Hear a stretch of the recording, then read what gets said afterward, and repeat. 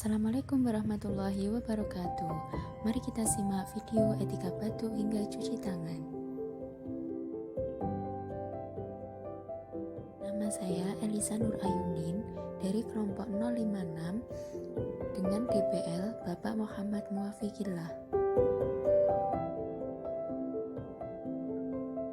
Wabah virus corona menjadikan masyarakat seluruh dunia harus waspada karena virus corona dapat menular melalui cairan tubuh seperti batuk dan bersin.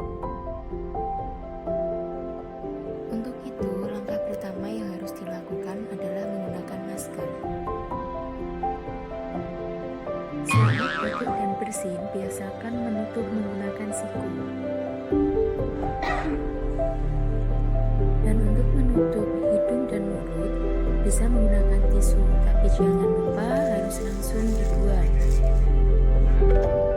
Untuk yang terakhir yaitu sering-seringlah mencuci tangan dengan sabun, dan setelah selesai mencuci tangan, keran harus ditutup menggunakan siku.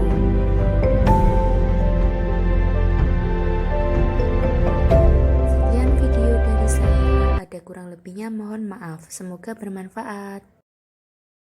Dan terima kasih sudah menonton. Jangan lupa like, share, komen, dan subscribe.